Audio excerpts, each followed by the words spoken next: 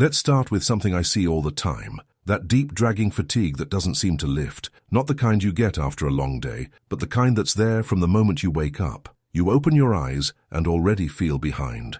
You might think, well, I'm getting older. Maybe this is just how it is now. But from my years working with older adults, I can tell you this.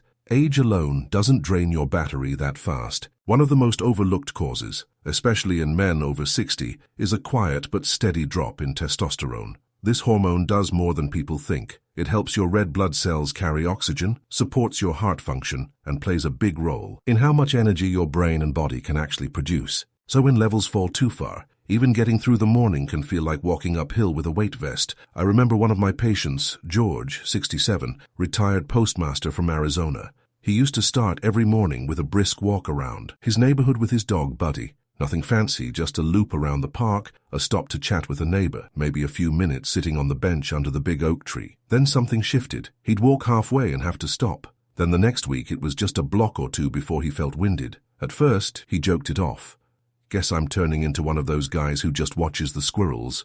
But I could tell it bothered him, not just physically but emotionally too. It chipped away at his sense of independence. He wasn't sleeping well, he'd doze off mid-conversation, and he stopped making plans. When we ran a few labs, it turned out his testosterone had dipped far below the healthy range. We didn't throw pills at it right away. We started with the basics, one small reliable step, and it made all the difference. What helped George, and what helps a lot of older men, is something deceptively simple, 15 to 20 minutes of natural sunlight each morning. I often recommend it even before breakfast. Just step outside, sit on your porch, walk slowly to the corner, or even stand by a sunny window with the blinds open. Morning light tells your brain, wake up, it's time to make energy, and triggers natural hormone rhythms that include testosterone. It also supports your sleep cycle and lifts mood. And just as important, keep sipping water through the day. Dehydration might not feel obvious, but it can double your fatigue and strain your heart. Many of my clients aren't tired because they're old. They're tired because they're underlit and underhydrated. You can change that starting today. You don't have to do everything at once. You don't need a gym or a new diet just to feel like yourself again. Think of your body like an old radio that's still tuned to the right station. It just needs a little adjusting to get the sound clear again. Even if you've been feeling low for weeks or months, it's never too late to send your body the signal that you're still here, still showing up. It hears you, it responds. You're not broken, just slightly out of rhythm. And rhythm can return. Start with the sun, add a glass of water. That's how energy comes back, gently but surely. Here's another sign I always pay close attention to: when a man tells me he just doesn't feel much anymore. Not sad, not excited, just flat. Like the color has drained out of things he used to enjoy. For many men over 60, this creeping loss of interest in daily pleasures, especially when it shows up alongside a drop in libido, is chalked up to getting older, or in some cases, grief or loneliness. And those can absolutely be factors. But in my experience, I've seen that one of the most silent and reversible causes is low testosterone. This hormone isn't just about intimacy. It actually plays a huge role in drive, mood, and your brain's ability to feel reward. When it drops too low, even small joys can feel distant. You're still you, but like someone turned the volume down. I'll never forget working with Walter, 72, widower, lives just outside Des Moines. He came in not for any physical issue, but because his daughter noticed he'd stopped gardening, quit his morning walks, and left most of his meals untouched. He said he didn't feel depressed exactly, just disconnected. After losing his wife the year before, he figured this was how it was going to be.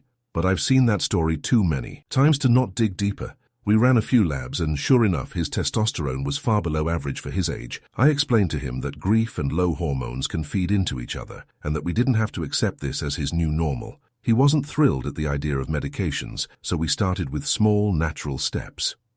Over the next couple of months, Walter added soft-boiled eggs to his breakfast, started playing old blues records again, and got back into whittling, something he hadn't touched since his 20s. One day he told me, "I didn't think I'd feel anything again, but I caught myself smiling at a squirrel." That's how it starts, not with fireworks, but with small returns of warmth. What often helps, and what I suggest often, is to start adding zinc-rich foods into your routine, even just once a day. Things like pumpkin seeds, lentils, chickpeas, eggs, or lean beef can support your body's natural testosterone production, but food is only half the story. Just as important is making room for something you actually enjoy, even if it feels silly or small. Look at old photos, call an old friend, sit with music you used to love. Testosterone flows better when you feel connected, to memory, to rhythm, to yourself. You don't need to chase youth to feel alive again. You just need to turn toward the things that once made you feel present. I always say, if a tree's been through winter, it doesn't need to be a seed again to grow. It just needs light, time, and a little care. You haven't lost your spark. You've just been running low, and that can change. One meal, one memory, one moment at a time. Now here's something I bring up often, especially with my older male patients. When the body looks about the same on the outside, but you start feeling weaker on the inside, you might step on the scale and see the same number, maybe even a pound or two higher, but notice that lifting things, walking longer distances, or even getting up from a chair takes more effort than it used to. That shift usually doesn't happen overnight, but it becomes noticeable, especially after 60, when your muscle mass naturally starts to decline. The problem is, if testosterone levels are also dropping faster than expected, and they often do after retirement age, that loss accelerates. What's tricky is that the weight doesn't always go down because muscle is quietly being replaced by fat, and fat doesn't carry strength or support balance. That puts you at higher risk for falls, injuries, slower metabolism, and even heart strain. And most men don't notice until they're already struggling to do everyday tasks that used to be second nature. One case that stands out was Raymond, a 74-year-old retired engineer from Ohio. He was always a hands-on guy, built his own tool benches, fixed up his daughter's fence last summer, that kind of man. He came to me not with a specific complaint, but because he was frustrated with how soft he'd started to feel, even though his weight was steady. He told me he'd recently tried to lift a toolbox off his workbench and had to put it back down halfway. That never happened before, he said, and he wasn't sleeping well either. His back would get sore, and he just felt more fragile. We ran some basic tests, and sure enough, his testosterone was well below optimal for his age, and his muscle mass had decreased by more than 10% in just 2 years. We didn't talk about pills or hormones right away. What we did talk about was function, how to feel steady and strong again. I worked with him on a routine that focused on slow bodyweight-based strength, sit-to-stand movements, light push-offs from the wall, and holding a water jug like a dumbbell. We added a high-protein breakfast. Eggs and cottage cheese worked. Best for him. After 2 months, Raymond walked in straighter, said he slept better, and even pulled weeds in the garden without needing to stop. What often helps in situations like this is starting with one of the most basic, doable strength movements. We have sitting and standing from a chair. If you do it 10 times twice a day, you're already training your legs, hips, and core. And it's safe because you're using your own body and a stable surface.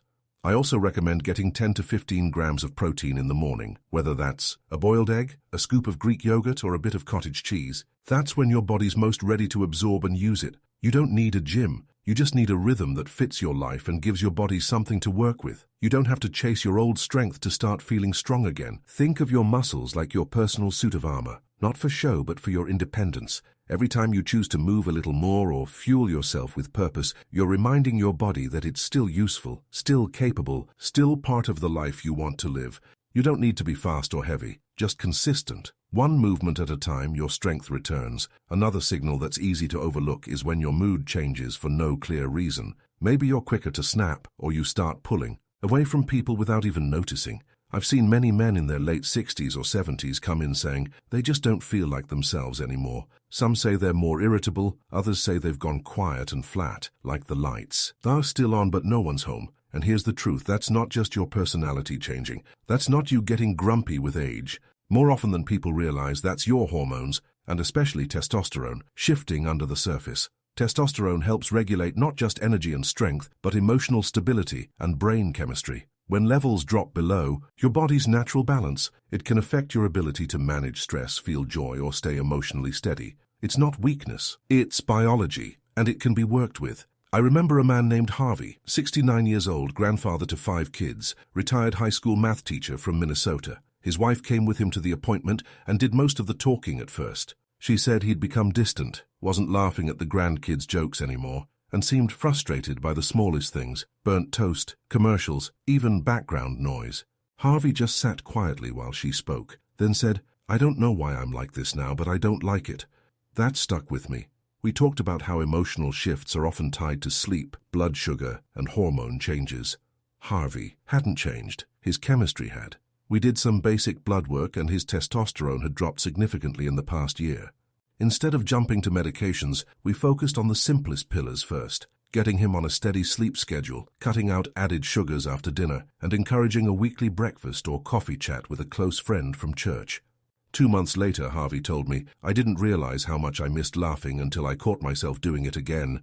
That's the moment we look for, not some grand transformation, but the return of little pieces of who you are. What helps many men like Harvey, and what I recommend often, is to try going to bed by 11 p.m. every night, even on weekends. Your brain needs routine to support hormone balance, and consistent sleep is one of the most powerful ways to reset your mood and energy.